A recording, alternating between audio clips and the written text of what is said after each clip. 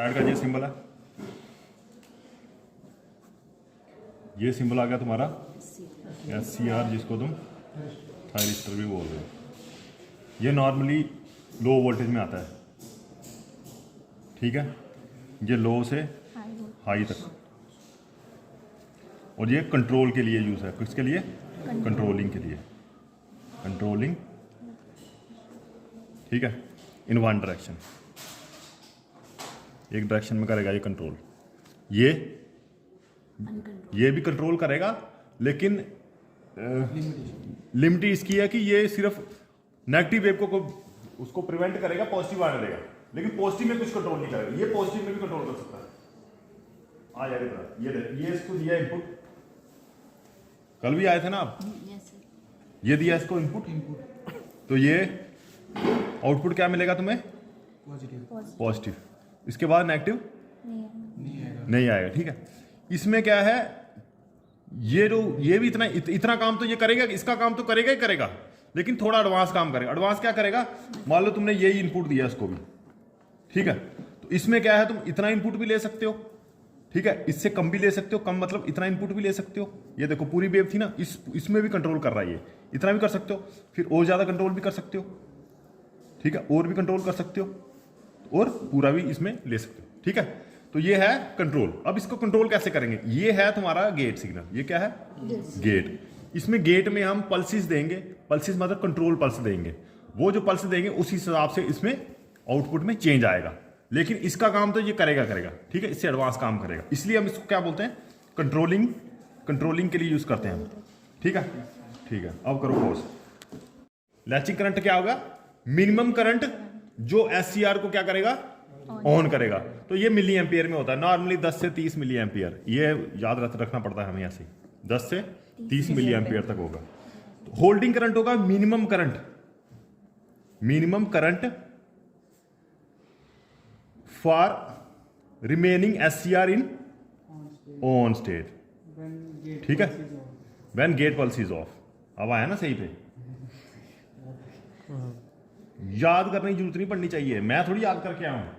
मैं देखा तूने बुक है, कहां है बुक, वो देखेंगे बाद में। Minimum current to remain SCR in on stage when gate pulse is off, ठीक है। ये मिनिमम करंट होगा जो तुम्हारे SCR को ऑन ही रहने देगा, थोड़ी देर पहले जो आपने ऑन किया SCR। जब इससे कम जाएगा करंट, तो SCR क्या होगा? ऑटोमेटिकली ऑफ हो जाएगा। बस यही है, ठीक है। If holding current is below नहीं, if current is below holding current, then SCR will get automatically in off state. आगे समझ लैचिंग करंट और होल्डिंग करंट में क्या डिफरेंस है, ठीक है। यही अब लैचिंग करंट किस में जाएगा? लैचिंग करंट है तुम्हारा पल्स गेट में, गेट पल्स का करंट है। होल्डिंग करंट क्या है? मेन सर्किट का करंट। ये कोई नहीं बताएगा, मैं बता रहा हूं, जो इसने काम किया उसी को पता होगा, ठीक है। होल्डिंग करंट है वो इसमें देखा जाएगा, जो लैचिंग करंट है वो इसमें, ठीक है। तो ये जो है, ये भी 25 मिली एम्पियर, 25 से 40 मिली एम्पियर तक होता है, ठीक है। वेरी करता है डिजाइन के ऊपर, कैसा डिजाइन है, V टाइप है, N टाइप है, डिपेंड करता है। इतना आ गया समझ? चलो पॉज। वेव के हिसाब से समझेंगे हम। ये है तुम्हारी इनपुट करंट, ठीक है। मान लो ये मैंने पल्स दी, इसको छोटी सी पल्स दी, ठीक है। जहां से मैंने पल्स दी वहां से इसको आउटपुट स्टार्ट हो जाएगा। बुक में देख लेना, मैं अपने हिसाब से बना रहा हूं, ठीक है। यहां पे करंट क्या हो गया? जीरो। जब जीरो हो गया तो 30 मिली एम्पियर से करंट क्या है? कम। तो ऑफ करने की पल्स मुझे नहीं देनी है। तो इसी प्रॉपर्टी के कारण यहां पे तुम्हारा SCR का आउटपुट क्या हो गया? जीरो। तो यहां पे फिर से पल्स दूंगा मैं, इधर से फिर से तुम्हारा करंट यहां तक आउटपुट आ गया, ठीक है। देखा तुम्हें कितना फर्क है? अगर यही चीज मैं इसमें लगाता, किसमें? ये है था SCR का आउटपुट, अगर यही लगाता मैं डायोड में, तो करंट कैसे आना था? ऐसे, ठीक है ना। इसमें और इसमें आ गया डिफरेंस। ये कंट्रोलेबल स्विच है, ये अनकंट्रोल है, ठीक है ना। ये सिर्फ एक डायरेक्शन में करंट देगा, ये एक डायरेक्शन में तो देगा, इसका काम तो करेगा, लेकिन उसको भी कंट्रोल कर सकता है, ठीक है। तो ये करंट कंट्रोल किससे हो रहा है, ये है पल्स। अब ये पल्स क्या है, हम एनालॉग सर्किट से भी बना सकते हैं और माइक्रो प्रोसेसर से भी बना सकते हैं, ठीक है। एनालॉग से बनाने के लिए ये है ट्रैक के ऊपर है, और मैं ट्रैक इसलिए समझा रहा हूं क्योंकि एनालॉग सर्किट, इसमें ट्रैक में हमने जो एनालॉग ड्राइवर सर्किट यूज किया हुआ है। ये देखो, इसके अंदर ट्रांजिस्टर लगा है, छोटा कैपेसिटर भी लगे हैं इसके अंदर, ठीक है। 2 ट्रांजिस्टर, कैपेसिटर, रेसिस्टेंस, ठीक है। ये सारा सर्किट बनके, और इसके अंदर हम एक और लगाते हैं, जैसे अब ये सर्किट है, इसके अंदर एक रेगुलेटर लगाते हैं, वो क्या करेगा, कैपेसिटेंस चेंज करेगा, जहाँ रेसिस्टेंस चेंज करेगा। तो कैपेसिटेंस और रेसिस्टेंस चेंज होने से ये तुम्हारा ये वाला जो है, इधर आओ ना, कैपेसिटेंस और रेसिस्टेंस चेंज करने से तुम्हारा ये पल्स आगे और आगे या पीछे आएगा, ठीक है। किससे चेंज करने से, अभी मैं उसका एग्जांपल देता हूँ। अब ये ऐसे ये है, ये आ जाओ, इधर आ जाओ। इसमें तुम्हें आइडिया मिल गया एनालॉग सर्किट कैसा होता है, ठीक है ना। रेसिस्टेंस, कैपेसिटेंस, ट्रांजिस्टर का एक ओवरऑल सर्किट बनाया था, उसके अंदर हमने एक इस टाइप के रेगुलेटर लगा होगा। रेगुलेटर किसके ऊपर, वो जहाँ तो ट्रांजिस्टर उसकी रेसिस्टेंस वेरी करेगा, जहाँ तो कैपेसिटेंस वेरी करेगा, जिससे तुम्हारा इंडायरेक्टली एंगल वेरी होगा, पल्स एंगल। तो पल्स एंगल वेरी होगा तो तुम्हारा एससीआर का आउटपुट वेरी होगा। वो हम एक्सपेरिमेंट करेंगे तो वो तुम्हें समझ आएगा, तुम्हें बेसिक आइडिया देना जरूरी था। तो ये ऐसे स्विच है, ये जैसे ये स्विच लगा है, ये रेसिस्टेंस के ऊपर लगा स्विच, ठीक है। वेरिएबल रेसिस्टेंस है ये रेसिस्टेंस चेंज होगा तो तुम्हारा एससीआर का आउटपुट चेंज होगा। तो ये इसलिए कह रहा है क्योंकि इसके पीछे हमने एनालॉग सर्किट एक लगा हुआ है, जो हमने ऊपर डिजाइन के ऊपर नहीं बनाया, ठीक है। लेकिन इसके सर्किट है, उसी से तो वेरी हो रहा है एंगल, ठीक है। ये तुम्हें थोड़ा सा आइडिया होना चाहिए, बस यही था। उसके बाद हम करेंगे, अब एक होता है डायक। डायक की फुल फॉर्म क्या है भाई, तुमने पढ़ा ना सब्जेक्ट? Diode alternating. ये कहाँ से आ गया, तू बता दिव्या क्या है? Diode alternating current, diode alternating current. तो सही तो बोल रहा है वो। डायोड अल्टरनेटिंग करंट ले सी डाइड होना तो ऐसा ही चाहिए, लेकिन मुझे थोड़ा सा गड़बड़ लगी। ये डाइक जाइए सर, रुक यार एक मिनट, सही, ठीक है। कोई भी चीज़ पढ़ते हो ना, उसको मजाक समझ के पढ़ना है, ठीक है, क्योंकि हर चीज़ मजाक ही है।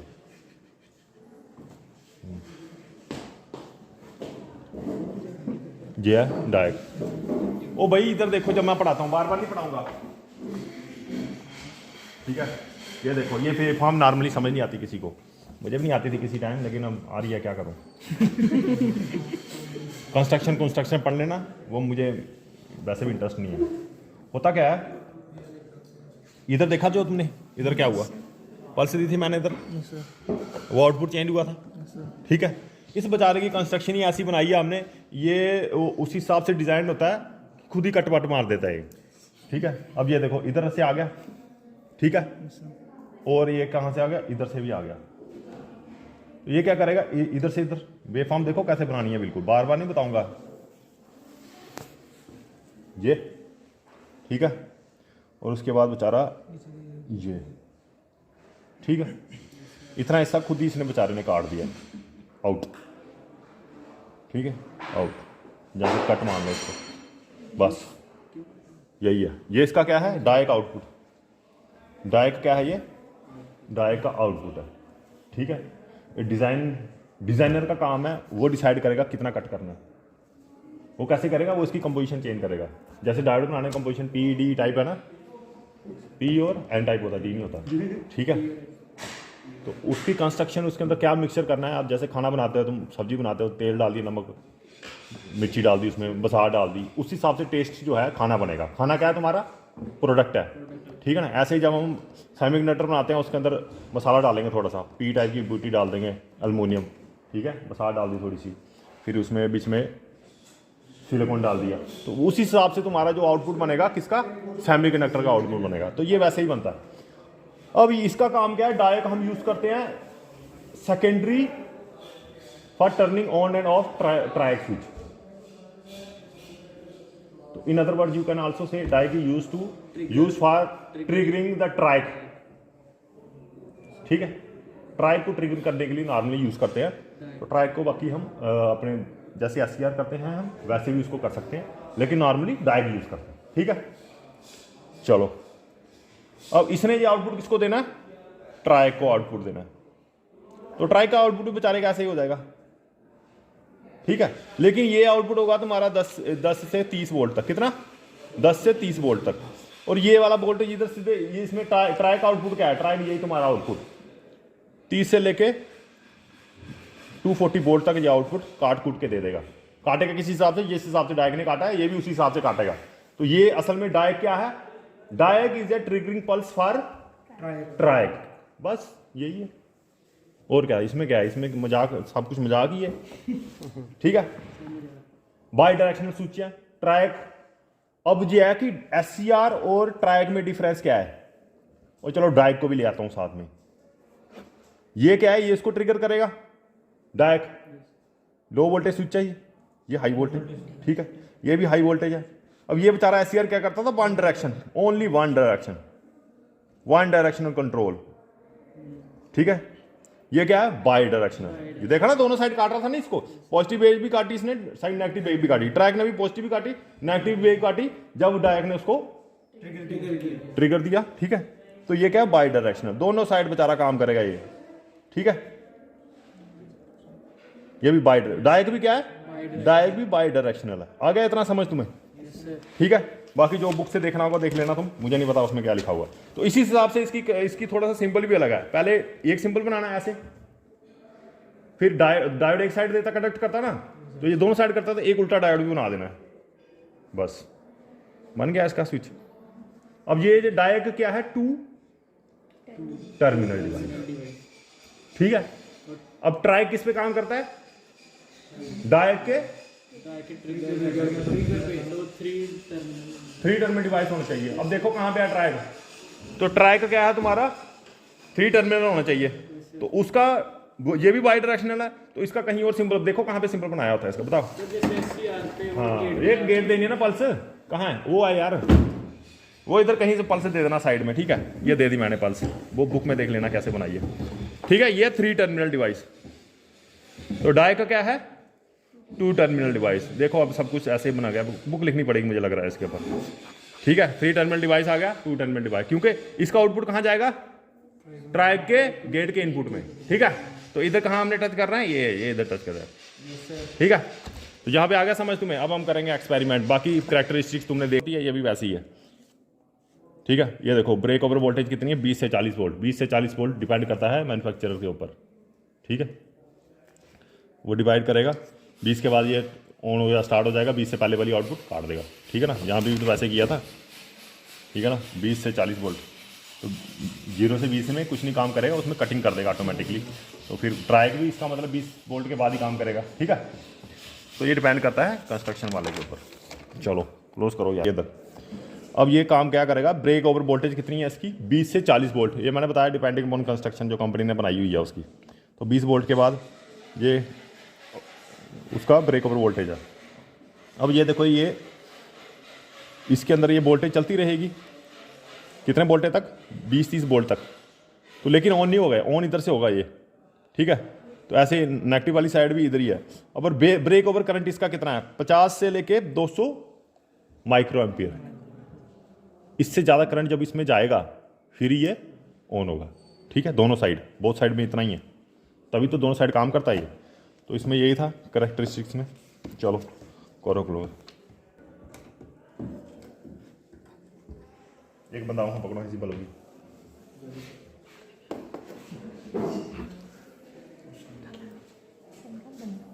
पकड़ इसको ऐसे, आगे से नहीं पीछे से पकड़, पीछे से पकड़ो, ठीक है। आगे कभी मूड होगा तो कर लेना, ठीक है। अब होता क्या है ये देखो,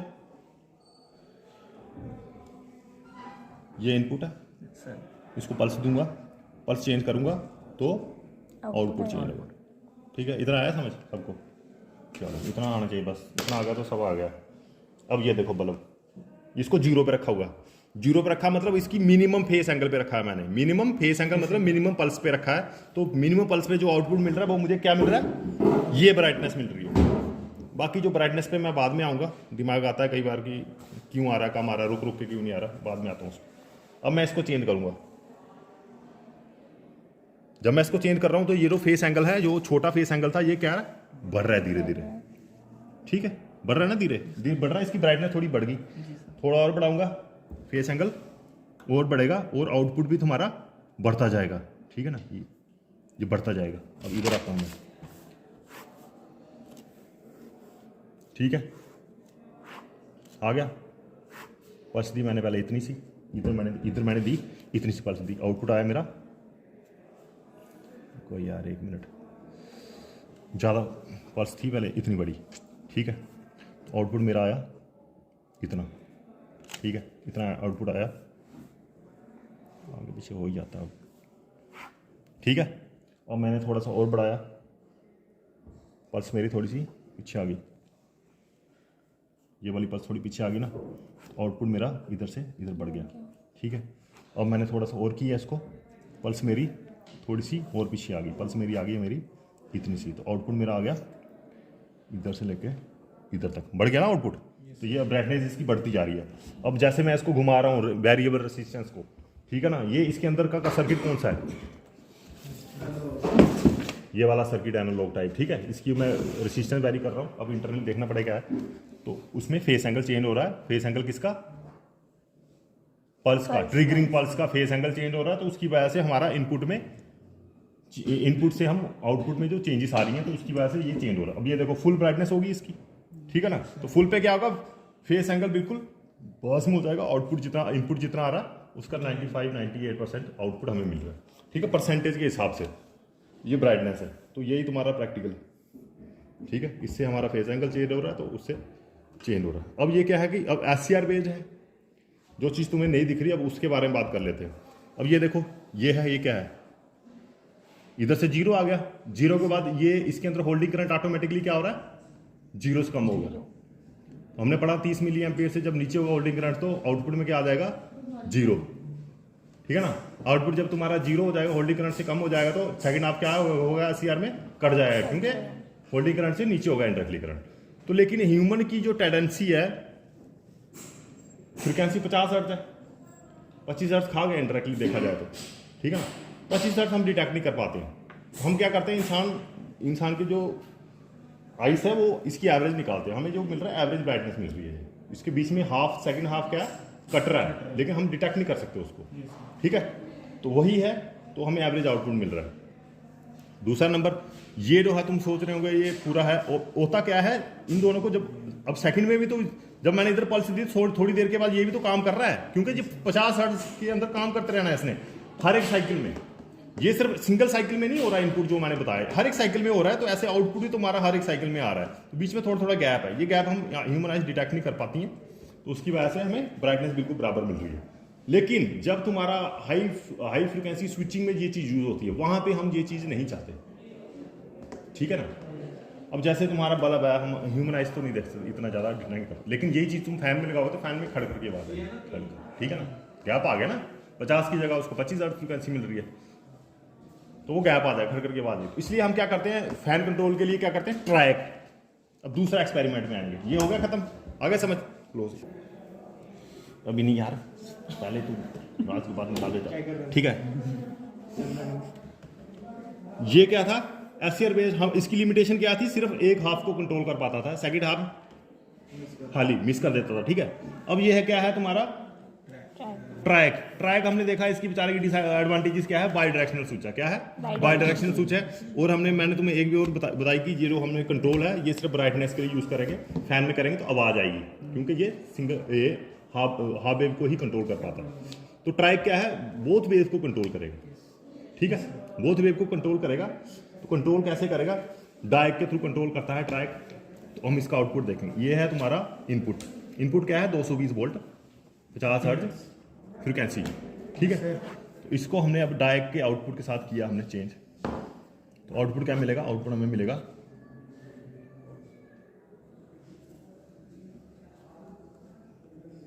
ये आ गया हमारा 220 वोल्ट कंट्रोल। अब ये एवरेज के हिसाब से होगा आउटपुट इसका 190, मतलब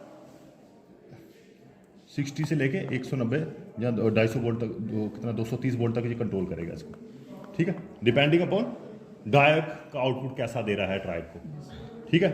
तो जैसे जैसे इसमें कंट्रोल करेंगे, मान लो थोड़ा हमने उसको थोड़ा सा आगे किया तो ये और कम हो जाएगा, ठीक है ना। ठीक है, ये कौन से बच्चे, ठीक है, और कम हो जाएगा ये, उसके बाद फिर थोड़ा और कम हो जाएगा, ठीक है ना, जैसे जैसे हमारा इसका फेज एंगल चेंज होगा। तो ये है तुम्हारा स्विच, इसको थोड़ा ध्यान से देख लो इधर। फैन कंट्रोल किसके ऊपर बेस्ड है? ट्राइक के ऊपर बेस्ड है। बाई डायरेक्शनल स्विच है, हम नहीं चाहते कि आवाज करे फैन ज्यादा, ठीक है, बाई डायरेक्शनल स्विच चाहिए हमें। ये है तुम्हारा ट्रैक, ये देख लो, इसका नंबर क्या है? नंबर है इसका BT है कि DT 136 है, कुछ ऐसे, ठीक है। हाँ इधर ला यार, BT 136, BT होगा, DT नहीं होगा, क्योंकि मैं एक बार पढ़ा भी था कहीं, ठीक है। BT 136 नंबर है इसका। यह है ट्रैक। अब इसके अंदर डायक है, इधर मारना है टॉर्च, ले आ, मैं दिखाई देता हूँ, डायक लगा हुआ है इसमें, ये देखो, ये है तुम्हारा डायक, ये छोटा सा, यस सर, ये है डायक, ठीक है। इधर लिखा नहीं होगा डायक, मुझे तो पता है ना, इसलिए मैं बता रहा हूँ, ठीक है। ये है डायक, कितना छोटा सा है, क्यों छोटा है ये?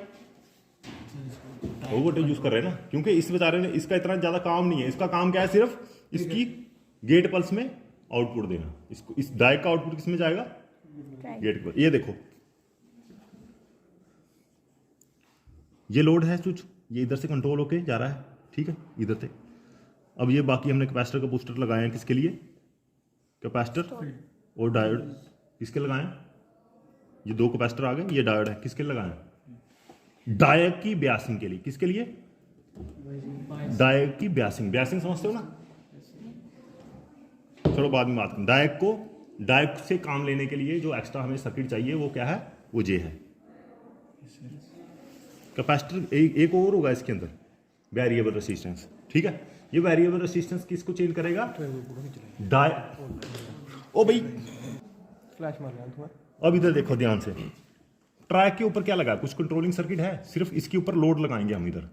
ये देखो, ये ट्रैक है, इधर से करंट जाएगा, इधर से लोड में, तो इधर से क्लोज हो जाएगा, ठीक है, इधर से क्लोज हो जाएगा। इधर लगाएंगे हम बल्ब, लोड बल्ब लगाएंगे, यहां फैन लगाएंगे। सर्किट किसके लिए डिजाइन है? फैन के लिए, लेकिन बल्ब भी चलेगा, बल्ब में भी हमें कंट्रोल पता चलेगा, ठीक है। तो 100 वाटेज के हिसाब से ये सर्किट डिजाइन। तो डायक का जो एंगल है, ये वाला एंगल, इधर देखो, इधर ये वाला एंगल जो मैंने बता रहा हूं, इधर फिर हमने उसको और चेंज किया, फिर और चेंज हुआ, ठीक है ना। इसके हिसाब से चेंज हमारा हो रहा है, एंगल चेंज हो रहा है। वो किससे चेंज होगा? वो ये वाले ब्यासिंग सर्किट से होगा जी, ठीक है। कंट्रोलिंग सर्किट भी बोल सकते हैं। ये कंट्रोल किसका एंगल कर रहा है? डायक का आउटपुट कंट्रोल कर रहा है। डायक का आउटपुट कंट्रोल होगा तो वो कहां पे जाएगा? ट्रैक। ये है तुम्हारा ट्रैक। ट्रैक भी बाई डायरेक्शनल है ना, लेकिन ये हाई वोल्टेज है, तो हम लो वोल्टेज वाले को ही कंट्रोल करेंगे, क्योंकि हमें कम सर्किटरी चाहिए। तो ये वाला इसका आउटपुट चेंज होगा, इसके गेट में जाएगा। जब गेट में जाएगा तो ऑटोमेटिकली आउटपुट तुम्हारा चेंज हो जाएगा। तो चेंज कहां से होगा? इसको वेरी करेंगे हम। ये वेरिएबल रेसिस्टेंस इधर लगा हुआ है इसके कंट्रोलिंग सर्किट में, ठीक है, ठीक है। तो ये वेरिएबल चेंज करेंगे तो डायक का आउटपुट चेंज होगा, डायक का आउटपुट चेंज होगा तो ट्राइक का आउटपुट चेंज होगा। अब जैसे लाइट आती है तो हम देखेंगे, ठीक है ना। बाकी मैंने तुम्हें ये बता दी इसकी वेव फॉर्म्स कैसे जनरेट होती हैं। इसका फेस एंगल चेंज होगा तो आउटपुट चेंज हो जाएगा, फिर और फेस एंगल चेंज करेंगे, आउटपुट और कम ज़्यादा हो जाएगा, ठीक है। तो बाकी ये हम देखेंगे जैसे लाइट आती है। करो क्लोज इसको।